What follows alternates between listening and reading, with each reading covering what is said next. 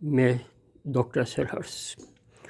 लोग क्या है कि कई बार मेरे पास में फ़ोन आता है कि पुण्यनिर्वाह क्या है, तो जो आपको ये बता रहा हूँ ये पुण्यनिर्वाह है, जिसे वनस्पति में बुढ़ाविया डिफ्यूजा कहते हैं।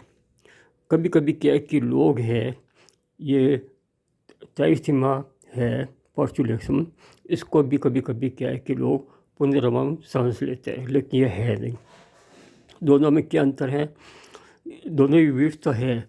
जो बुढ़ाविया डिफ्यूजा है, पुण्यनिर्वाह है, उसकी जरा इसकी जो पत्ती आप देख रहे हैं कि ये ऊपर से नुकीली होती है, जबकि ये ट्राइथिमा की है, इसकी है वो ऊपर से गोल देखते हैं आप इस तरह की।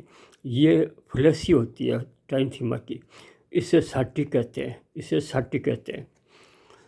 और ये साटी है वो, इसकी फ्लैसी लीव होती है, गुद्देदार होती है, और इसके सब्जी और काम आते हैं। हालांकि इन दोनों का जो उपयोग है वो सेम है, कोई अंतर नहीं है उपयोग में।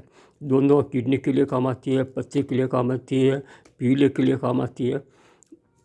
पर बुढ़ाविया डिफ्यूजा है, पुण्यवर्ण का की जो जड़ है वो बहुत ही महत्वपूर्ण है, क्योंकि इसकी जड़ों के अंदर ज़्यादा हमें फ़ायदा रहता है।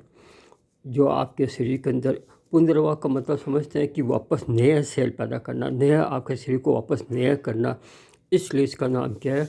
पुनर्वाह है।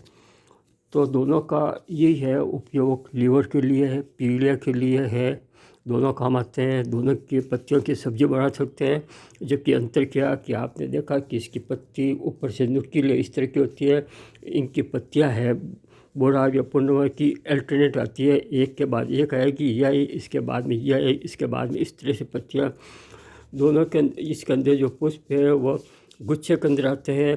और बीज आप देख रहे हैं कि ये ऊपर से ये बीज लगे रहते हैं, इनके 5-5 बीज साथ में लगे रहते हैं इनके। तो ये पुण्यनिर्वाह है, जिसे हम बुढ़ाविया डिफ्यूजा कहते हैं, और ये है ट्राइथिमा पोर्चुलेक्सम।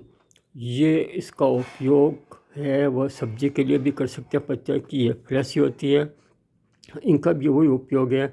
दोनों का उपयोग सूजन को दूर करने के लिए है।